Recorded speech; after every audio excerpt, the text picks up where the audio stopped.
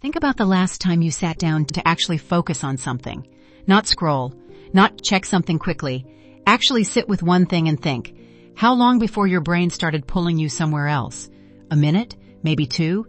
And then you weren't sure where you went. You just went. That feeling has a name. And most people have been given the completely wrong explanation for it. You've probably heard the statistic. 8 seconds. Shorter than a goldfish. It's been repeated by every productivity influencer for about a decade. Every article on phone addiction. Every "here's why you can't focus" video. Here's the thing. That statistic is completely made up. It came from a 2015 Microsoft Canada marketing report. Not a study, not peer-reviewed science. A marketing document. No methodology, no replication. It was an advertisement dressed up as research, and the internet ran with it for 10 years. But here's what's actually real. In September 2025, a meta-analysis published in the Psychological Bulletin, one of the most rigorous journals in psychological science, reviewed 71 independent studies involving nearly 100,000 people. And what they found wasn't attention spans are shrinking. It was something far more specific and far more important. Your attention isn't shrinking. It's being physically restructured at the level of your brain's neural architecture by an industry that designed the restructuring on purpose. That's not a metaphor. That's what the science says. And here's why that distinction matters. Because shrinking and restructuring are not the same thing. Shrinking sounds permanent. Restructuring can be reversed. The same process that rewired your brain in one direction can rewire it back. But only if you understand what actually happened to it first. So what actually happened? To understand that, you need to know something about how attention works in your brain. Because here's something most people don't know. Attention isn't one thing. A neuroscientist named Michael Posner at the University of Oregon spent decades mapping this. And what he found is that your brain doesn't have one attention system. It has 3. 3 completely separate networks, operating through different brain regions, running on different neurochemicals, each doing a different job. The first one is your alerting network. Its job is simple. Detect that something new just appeared in your environment. A sound, a notification, movement. Something changed. That's it. The second is your orienting network. Once your alerting network says something's there, the orienting network shifts your focus toward it, pulls your eyes, your attention, your mental resources in that direction.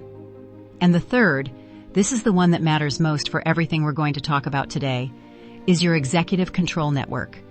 This is your ability to direct and sustain attention on a chosen target.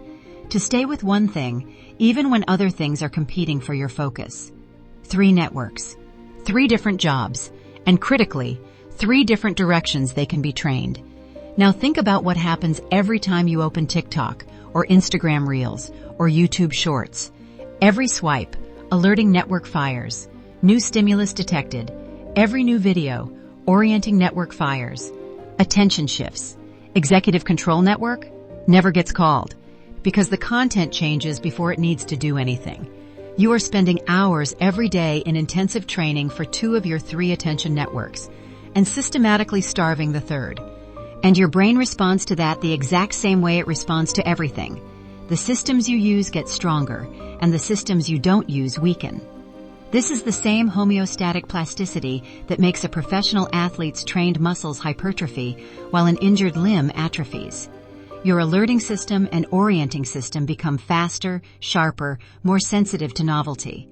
Your executive control network, the one you need for reading, thinking, creating, learning, quietly deteriorates from disuse. The brain you practice is the brain you build. That's not shrinking. That's active restructuring. And the direction of that restructuring was chosen for you, by people whose entire job was to engineer it. So what does an atrophied executive control network look like in real life?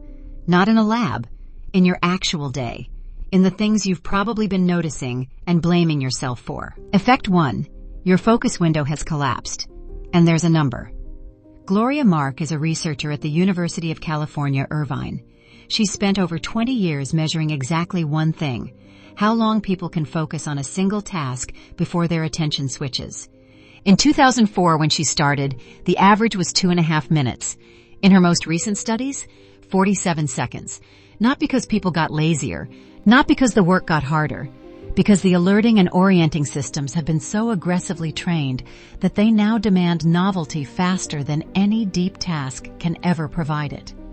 Your executive control network simply can't hold focus against a system that's been wired to pull attention away every 47 seconds.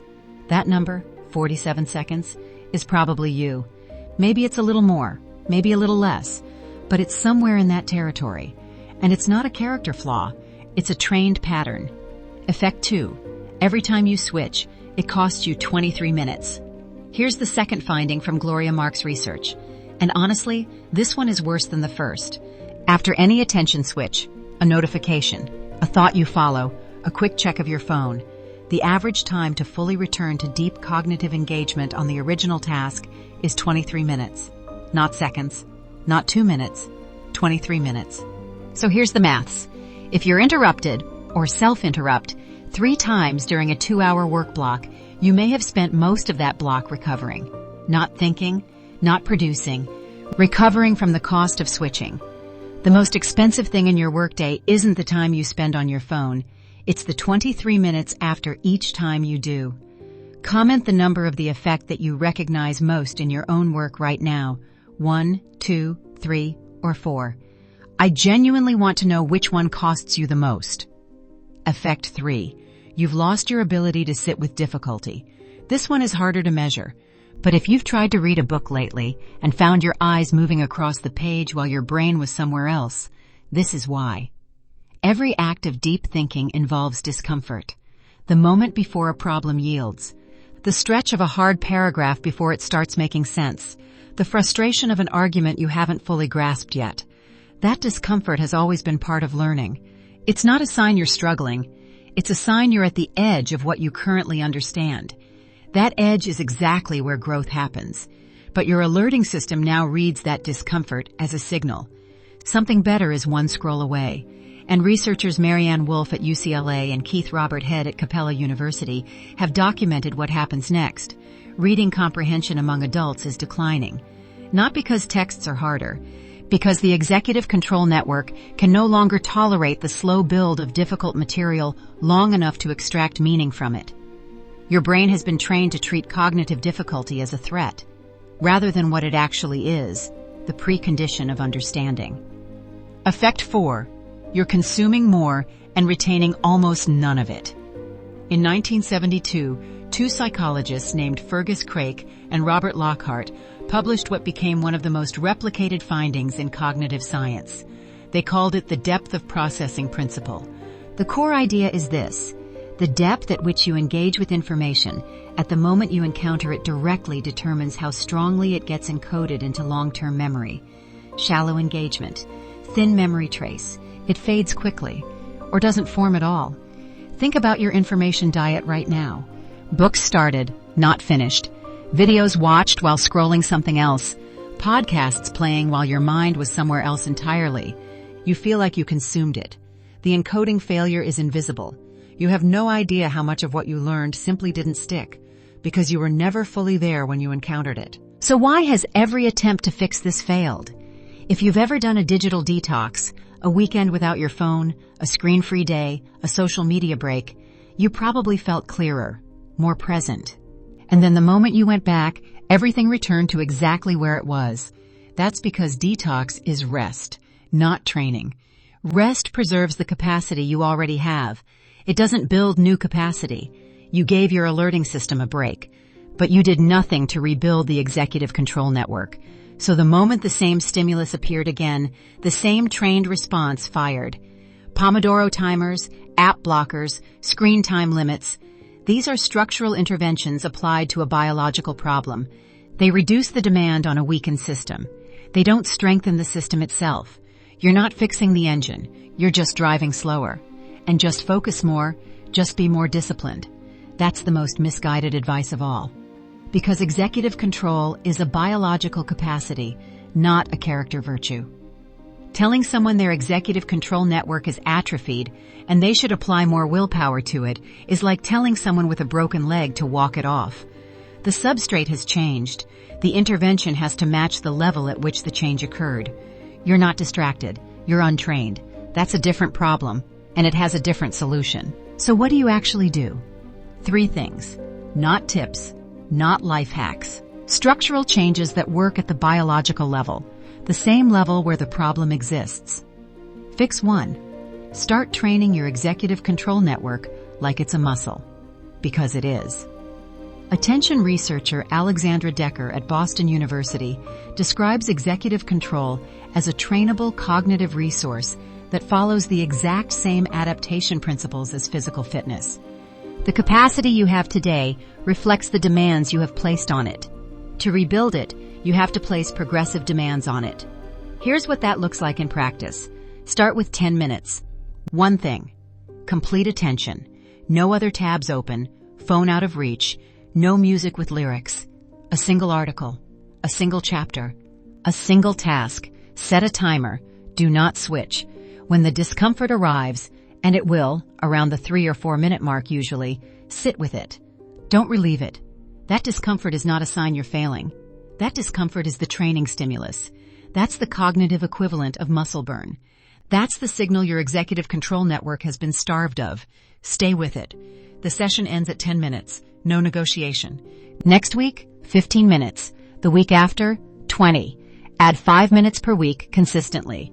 The research on attention training shows measurable improvement in sustained focus within 2 to 3 weeks of consistent practice. Not months, weeks, because the neural substrate is already there. It was never destroyed, it was suppressed, and suppression responds to progressive demand. Fix 2. Change what your deep work block is for. This is the reframe that changes everything about how you approach your work. Your daily focused work block is not a productivity session, it's a training session. The output is secondary.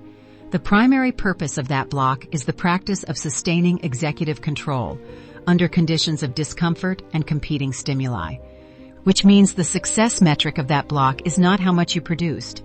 It's whether you sustained focus for the intended duration without switching. A session where you wrote 200 words and never looked at your phone is a more successful training session than one where you produced 1,000 words with 5 self-interruptions. Measure the training, not just the output, and schedule it at the start of your day, not the end. Cortisol and norepinephrine peak in the first 90 minutes after waking. Your executive control function is highest before decision fatigue sets in. Your deepest focus is available first thing. Most people spend that window on email and social media. They are handing their highest quality attention to the system that drains it fastest, and leaving their most important work for when the tank is already low. Fix 3. Your environment is making the decision before you do. You've heard this idea before, but probably not in the context of attention specifically.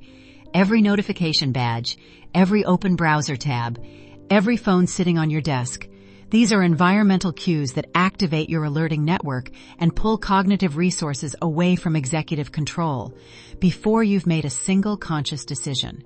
You're not losing focus. Your environment is triggering the switch for you. 3 specific changes. Small ones. Each matters more than it looks.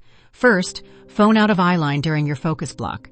Not silenced, not face down, out of the room. A study from the University of Texas at Austin found that the mere presence of a smartphone on a desk, even face down, even silenced, measurably reduced available working memory capacity. The phone doesn't have to ring, it just has to exist within your field of awareness to cost you something. Second, 1 tab during deep work. Every open tab is an orienting stimulus your brain is monitoring in the background, whether you're looking at it or not. Close everything except what you're using. This isn't about being extreme, it's attentional hygiene. Third, add friction to the apps that drain you. Not deletion, friction. Log out after each session. Move them into a folder, inside another folder, 2 screens from your home screen. That extra 10 seconds is not inconvenience. That extra 10 seconds is the pause that gives your executive control network the chance to make a decision, rather than having your alerting system make it automatically, the way it does right now. Here's the thing that should actually give you optimism right now. The same neuroplasticity that allowed short-form content to restructure your attention is the exact mechanism that allows you to restructure it back. That's not a consolation. That's the actual biology. The brain that practices shallow, fast, novelty-seeking attention gets skilled at that. The brain that practices deep, sustained, directed attention gets skilled at that instead. The direction of the change is entirely determined by what you practice. Every serious cognitive capacity you want, the ability to read deeply, to think through hard problems, to learn something well enough that it actually changes what you can do, to build something that requires real sustained effort. Every single one of those capacities is downstream of a functional executive control network. Not willpower, not discipline, not motivation, not a morning routine. A single biological network that you have been inadvertently training in the wrong direction and can start training in the right one. The timeline is short. 2 to 3 weeks of consistent attention training, and most people notice a measurable difference in how long they can hold focus before the pull begins. Not because something magical happened, because that's how fast the brain responds when you start giving it the right signal. You are not broken. You are undertrained, and the training is specific. The timeline is real. The research is unambiguous. Start with 10 minutes today. Just 10. One thing. No switching. That is the signal. That is where it begins. Which of the 3 fixes are you starting with? Graduated attention training, the daily attention block, or redesigning your environment? Drop the number in the comments. I read every single one. If you're not here to stay average, subscribe. And if you want to understand what happens in your brain when attention doesn't just wander but spirals, when you can't stop the thought loops even when you want to, that video is right here. I'll see you there.